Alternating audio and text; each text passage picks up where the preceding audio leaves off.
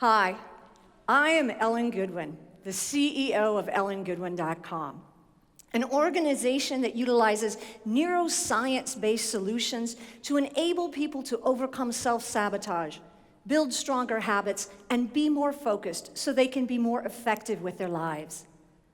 As a productivity expert, I live and breathe the importance of eliminating procrastination and distractions everywhere possible. I know that by being effective and efficient with my life, I can accomplish more in less time, which means I have more time for the important things in life, like hanging out in dive bars. At first glance, it would appear that there is nothing effective or efficient about a dive bar. They're ground zero for distractions and procrastination. There's no success strategies to follow. There's nothing neuroscience-y to contemplate.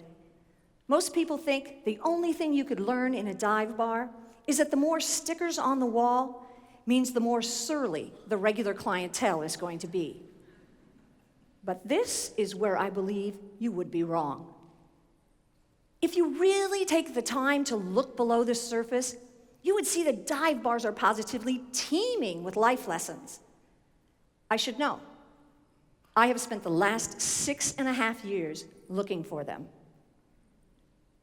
In March of 2010, my neighbor Bob and I, both self-described dive bar aficionados, decided to start a Dive Bar of the Month club to bring like-minded dive bar lovers together. The first bar we visited was Nunu's in Hillcrest.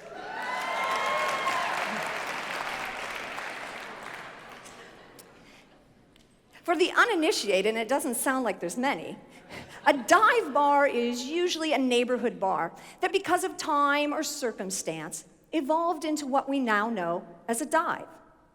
There are no hard and fast rules for what constitutes a dive bar. Much the same as the Supreme Court's ruling on pornography, when it comes to a dive bar, you'll know it when you see it. The members of our club run the gamut, from the gentleman who moves the concrete lane dividers on the Coronado Bridge, to a zookeeper who films videos about dung beetles, to a pediatric nurse, to a docent on the Midway. Honestly, these people couldn't be surly if their lives depended on it. Together, we have visited over 60 dive bars in San Diego County, and we're still going. During that time, I have watched, I have listened, I have imbibed, but most importantly, I have learned in no particular order 10.5 very important life lessons. Life lesson number 1. I learned to be kind to everyone. A dive bar, just like life, attracts everyone and anyone, and you are all equal within the friendly confines. So be kind to everyone. Be nice to everyone you see. Don't pick on anyone. Slide down a bar stool if someone needs a place to sit. Watch your neighbors drink when they go out for a smoke. And always remember to tip your bartender. Life lesson number 2. I learned that you're never too old to make new friends. Sit at the bar with an open mind and a full cocktail. Turn to your neighbor and strike up a conversation. You never know who you're going to meet or what you're going to learn. And that is the magic of a dive bar and of life in general. A friend of mine sat next to and chatted with singer-songwriter David Crosby, all the while thinking it was just some old dude that looked like David Crosby. You just never know who you're hanging out with. But 9 times out of 10, by the time one of you leaves the bar, you'll be lifelong friends. Life lesson number 3. I learned that the camera never lies. Dive bars are not shy about putting their history up for all to see. Just like your mom, they proudly display photos of the regulars in all manner of parties and occasions, in all states of celebration, happiness, joy, but mostly drunkenness. These photos are the bar family scrapbook. What happens in a dive bar stays in a dive bar, on the walls forever. Life lesson number 4. I learned that those we love never really go away. When a longtime regular shuffles off to that big bar stool in the sky, they are not forgotten.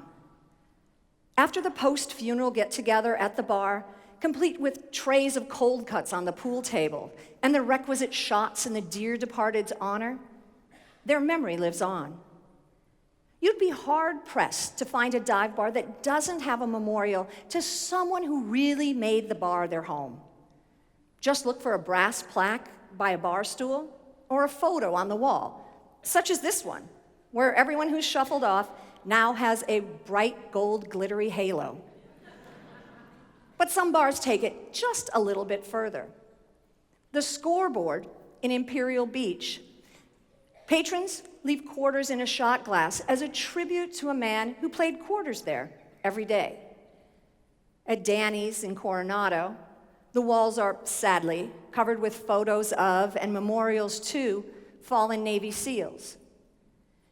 And at the waterfront in Little Italy, regulars can still toast a long-departed friend as his ashes reside in an urn above the bar.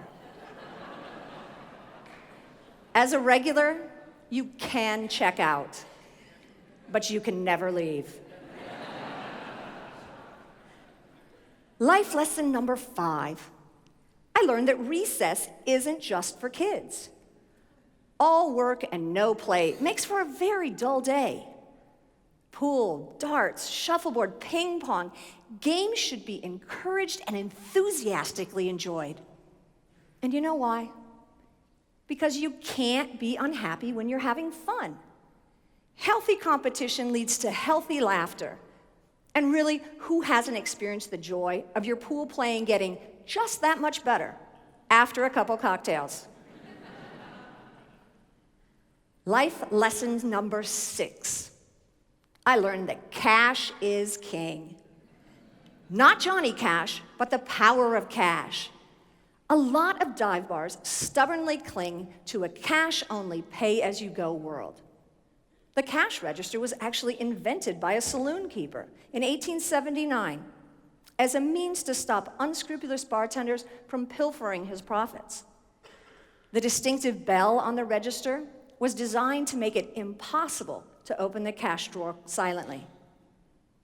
Sticking with paper and no plastic keeps a dive bar simple and uncomplicated. Always keep some cash on hand, and you'll never go thirsty. Life lesson number 7. I learned that the soundtrack of my life should be unexpected. Truly great dive bars ignore soulless digital jukeboxes and instead go old school and put their own CDs on the box. Then they mix the hell out of it. There should always be surprises. You'll find Frank Sinatra next to the Ramones, Patsy Cline next to Prince, and in the best dive bars, on the dive bars and the craziest jukeboxes, you'll find and sing along with that dive bar classic, "Why Don't We Get Drunk and Screw?" Life lesson number 8. I learned that there's always room for Jell-O.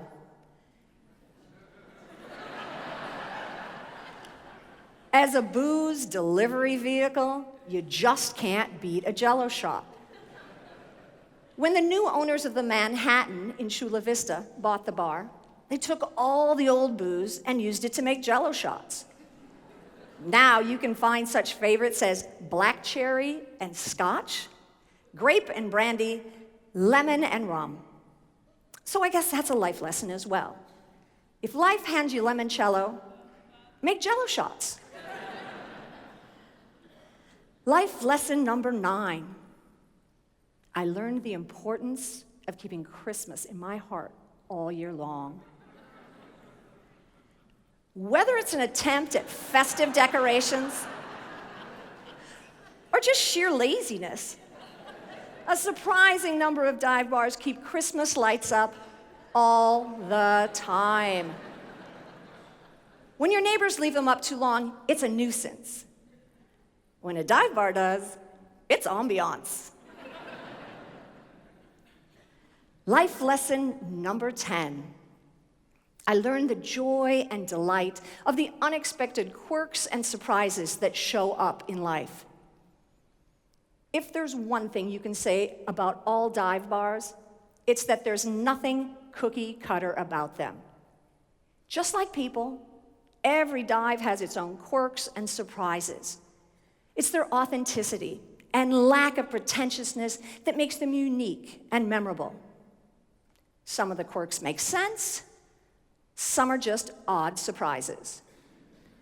The half-hidden mannequin head at the small bar, the lending library at Club Marina, the tree through the bathroom ceiling at the live wire. These all make sense. The rusty coin-operated washer and dryer on the patio at the Boulevard Bar, it's just a really odd surprise. Sex toys / condom machines are the unicorns of dive bars. They are rarely seen, but universally enjoyed.